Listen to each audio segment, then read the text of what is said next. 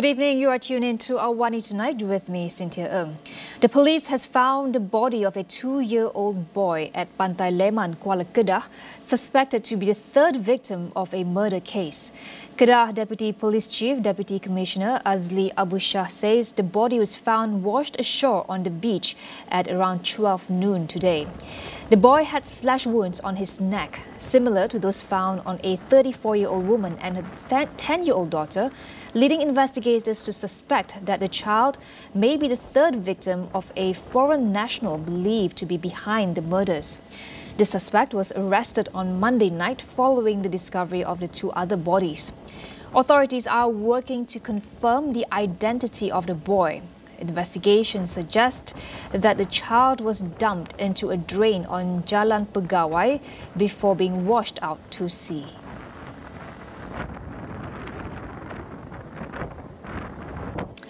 The government has no plans to implement a vaccination program for Mpox at the moment.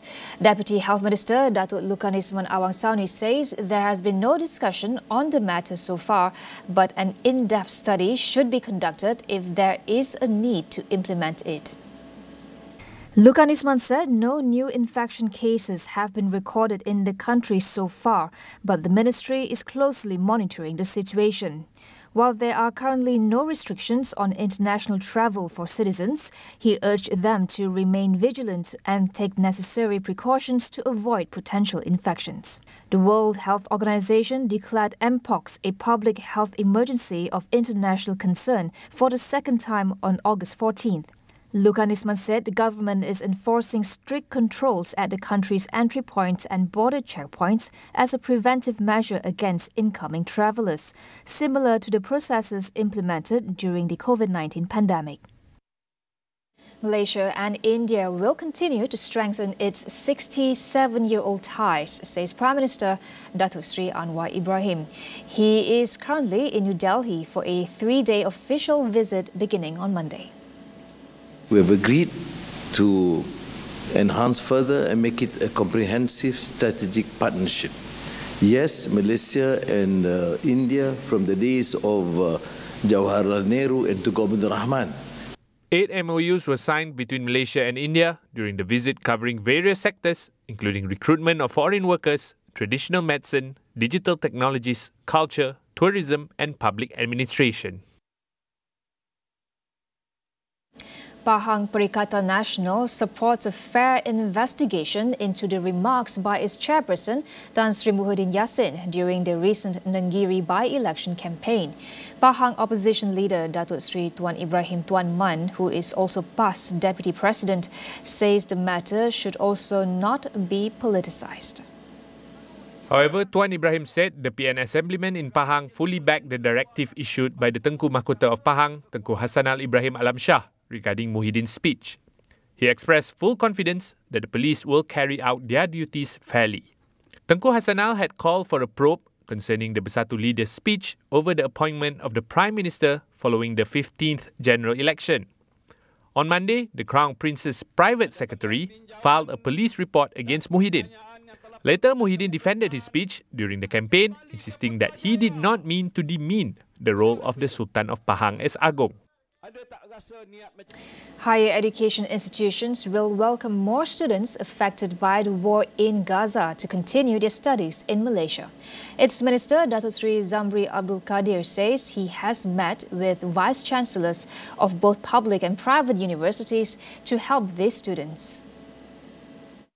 In a roundtable session at University Malaya, Zamri said it was important to take initiatives to rebuild Gaza, especially in the field of education. He said his ministry would open up more space not only to bring Palestinians to Malaysia for medical treatment, but also to provide learning opportunities. Noting that some public universities had their own teaching hospitals, he also urged these institutions to provide space for injured people coming in from Gaza. Last week, 41 injured Palestinian civilians and their families arrived at the Royal Malaysian Air Force Base in Subang after seeking refuge in Egypt following Israel's attack on Palestine. Malaysia would require social media platforms with at least 8 million users to be licensed come January 1st.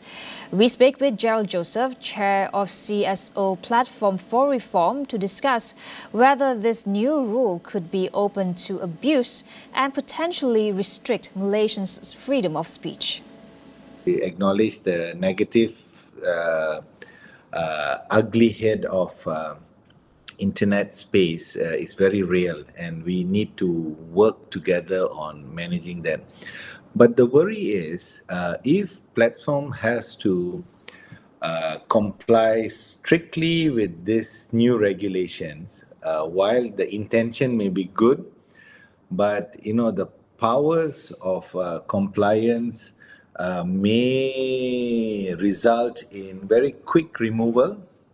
And if government or government officer or somebody just say this looks bad, out, because of the fine, the jailing, the amounts that may impact business of these platforms, which means in the long term, an officer will just keep sending, I don't think this is good, that's not good, this is dangerous. For now, it's very specific. The starting point was about scam, fraud, child abuse, which is very limited, which is good. But once the law and those policies there, the government can direct anything more than that, and that's why we are not sure. Gerald also emphasizes the need for more comprehensive measures to address the root causes of online abuse. He suggests establishing an independent social media council to prevent misuse of authority. Society, if our Malaysians are playing with abusing children pornography or doing scam or racism online, government must have a program to work at society. The tool is one of the ways where it's abused, correct? But that doesn't solve the problem because your people are still existing, By managing the tool doesn't mean you stop the practice, attitude, behavior that's happened. So what is the corresponding program of seriousness that the government is trying to handle these manners of cheating, lying, and abuse, which are serious? I take it is very serious. So I think my question then is the other tools. Where are the other frameworks for education in school?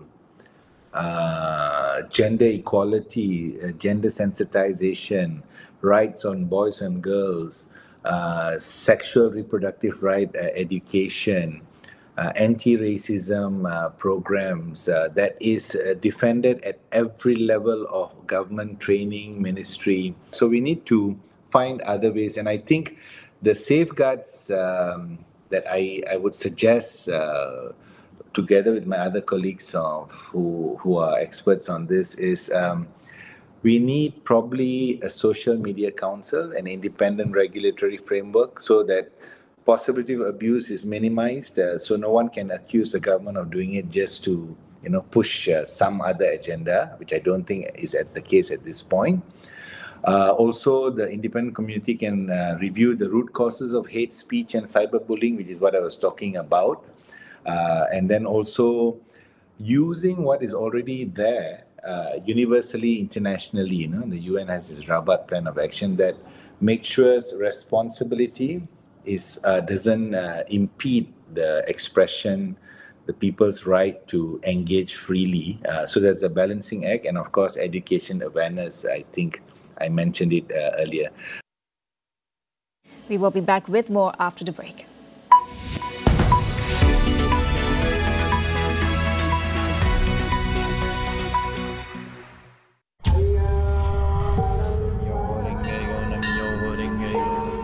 Kaulah tuanku.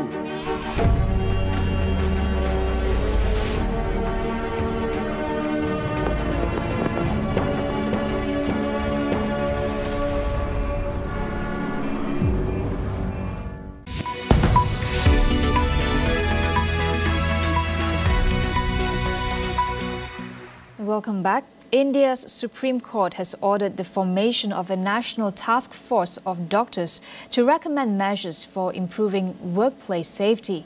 This decision follows the rape and murder of a 31-year-old trainee doctor, which sparked outrage and protests across the country. The court also directed the federal police to submit a report on the status of their investigation into the trainee doctor's murder at a state-run hospital in Kolkata.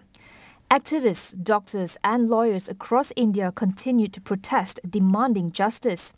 Doctors have also refused to treat non-emergency patients as part of their call for a safer work environment and a swift criminal investigation into the August 9th murder. A police volunteer has been arrested and charged with the crime. However, women's rights activists say the incident highlights how sexual violence against women in India persists, despite the tougher laws introduced after the 2012 gang rape and murder of a 23-year-old student in New Delhi. Rescuers in Italy resumed the search for 6 missing people after a luxury yacht sank on Monday, killing 1 person on board. Jonathan Bloomer, chairperson of Morgan Stanley International, and tech entrepreneur Michael Lynch are among those reported missing. The British-flagged Bayesian was carrying 22 people and anchored off the port of Porticello when it was hit by a violent storm.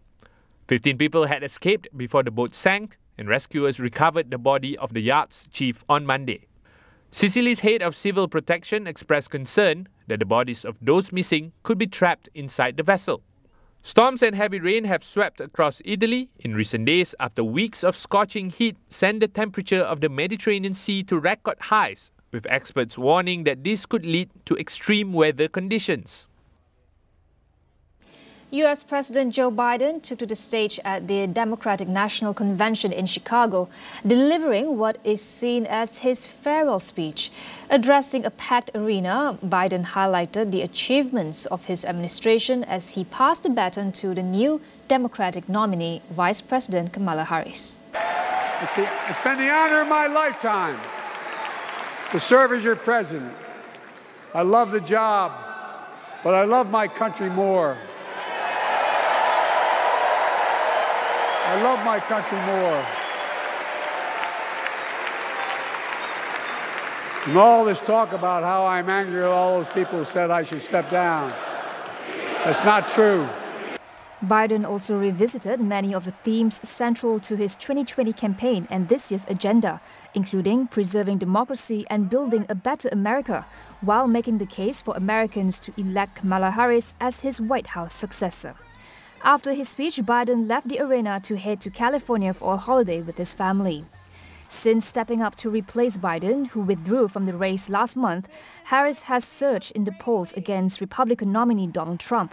Her campaign has broken fundraising records and turned opinion polls in some battleground states in the Democrats' favor. However, with 3 months remaining before voters cast their ballots, the race remains tight.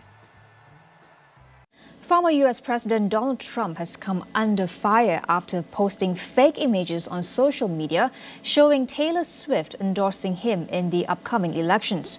One of the posts depicted the singer with a caption reading, "Taylor Swift wants you to vote for Donald Trump." The image appears to have been generated using artificial intelligence. In another post on the Truth social platform, Trump shared photos of the singer's fans wearing Swifties for Trump shirts.